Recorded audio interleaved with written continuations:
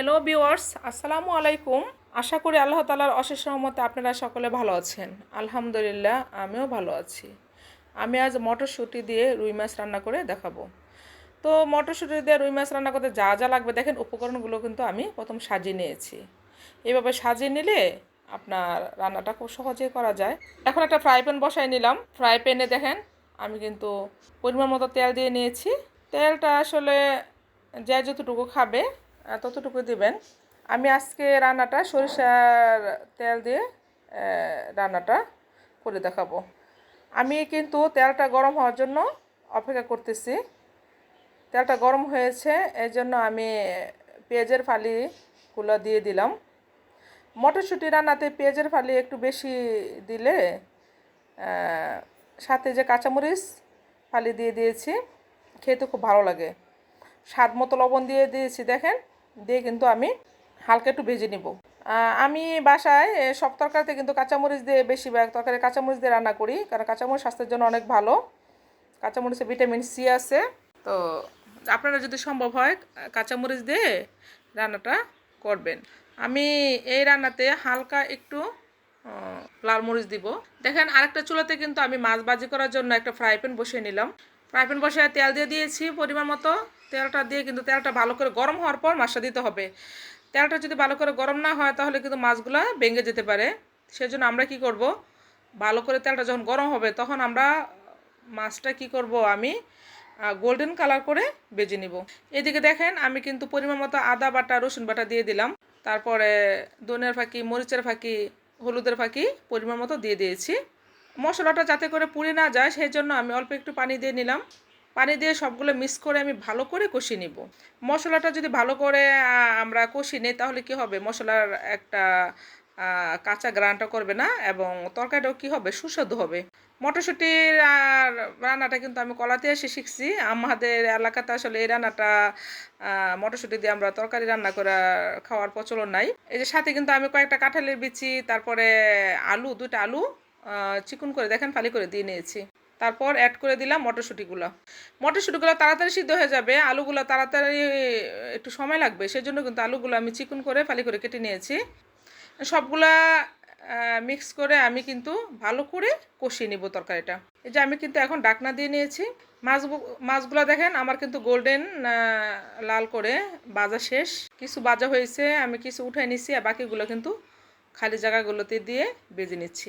আপনারা মটরশুঁটি দিয়ে, আলু দিয়ে, আর যদি পাকা টমেটো কেউ দিতে চান বাসা থাকে পাকা টমেটো দিবেন, তাহলে কিন্তু তরকারিটা স্বাদ হবে বেশি, আরও ভালো হবে, প্লাস দেখতে আরও সুন্দর হবে তরকারিটা। আমার বাসায় আসলে পাকা টমেটো ওই দিন ছিল না, সেই জন্য আমি পাকা টমেটো ছাড়াই রান্না করতেছি। পাকা টমেটো পরিবর্তে আমি কাঁঠালি বিচি দিয়ে দিচ্ছি। আপনারা এইভাবে মটরশুঁটি দিয়ে, আলু দিয়ে রান্না করে তরকারিটা আমার মতো করে রান্না করবেন। আপনাদের তরকারিটা কেমন লাগলো আমাকে কমেন্টে জানাবেন।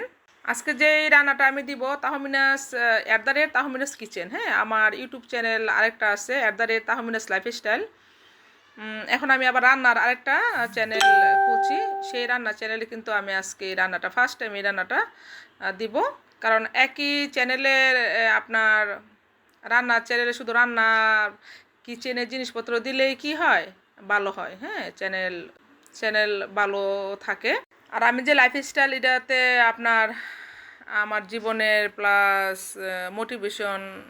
মোটিভেশনাল ভিডিওগুলো আমি ইনশাল্লাহ আপলোড করব। আর রান্নার চ্যানেলে শুধু আমি রান্নাই ভিডিও এখন থেকে আমি আপলোড করব। রান্না বান্না, পাকঘরের জিনিসপত্র, কিচেনের জিনিসগুলো দেওয়ার চেষ্টা করব। দেখেন আমি কিন্তু আমার তরকারি ভালো করে কষানো শেষ, এই জন্য কিন্তু আমি পরিমাণ মতো পানি দিয়ে দিলাম।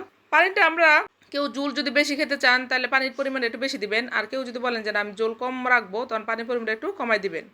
তো আমি আসলে এই বড় মাছের তরকারি, এগুলো তরকারিতে ঝোল একটু থাকলে আমার কাছে ভালো লাগে, সেজন্য আমি কিন্তু পানি একটু বাড়িয়ে দিচ্ছি। কারণ এখন গরমকাল তো আপনার ঝোল তরকারি স্বাস্থ্যের জন্য ভালো। গরমকালে আমার কাছে বুনা থেকে ঝোল তরকারি খাইতে বেশি ভালো লাগে, আর শীতকালে বেশি বুনা তরকারি খেতে ভালো লাগে। সেই জন্য আমি মাছের তরকারিগুলোতে বেশিরভাগ সময় একটু ঝোলে রেখে রান্না করার চেষ্টা করি। আমি কিন্তু এখন পুরোপুরি রান্নাটা তরকারিগুলো সিদ্ধ হওয়ার জন্য আমি অপেক্ষা করতেছি। মটরশুঁটি কিন্তু স্বাস্থ্যের জন্য অনেক ভালো। আপনার মটরশুঁটি কেউ স্বাস্থ্যসম্মত উপায়ে যদি আপনি রান্না করতে চান তো এইভাবে রান্না করতে পারেন। আর সবসময় সরষের তেল ব্যবহার করার সময় খাঁটি সরষের তেলটা নিজেরা ভাঙায় না ব্যবহার করার চেষ্টা করবেন। এখন কিন্তু আমি একটা আলু নিয়েছি আর কাঁঠালে বেছে নিয়েছি যে সিদ্ধ হয়েছে কিনা দেখার জন্য, কারণ মটরশুঁটি সিদ্ধ হয়ে গেছে। এই যে আমার কিন্তু তরকারি সিদ্ধ হয়ে গেছে। এখন কিন্তু আমি ভাজা মাছগুলো উপরে দিয়ে দিতেছি। আমি সাথে কিন্তু দেখেন আমি কিন্তু 1 চামচ জিরা গুঁড়ো দিয়ে দিলাম। এই জিরা গুঁড়োটা কিন্তু আমি বাসায় তৈরি করি। এরপরে এই তো সামান্য ধনেপাতা দিয়ে দিলাম। দেখেন আমার রান্না কিন্তু আলহামদুলিল্লাহ কমপ্লিট। দেখতেন আমার তা মানে দেখেন দর্শক, আমার রান্নাটা কিন্তু দেখতে কিন্তু অনেক সুন্দর লাগতেছে। আর দেখতে যেটা সুন্দর লাগে খেতেও কিন্তু অনেকটা ভালো লাগে।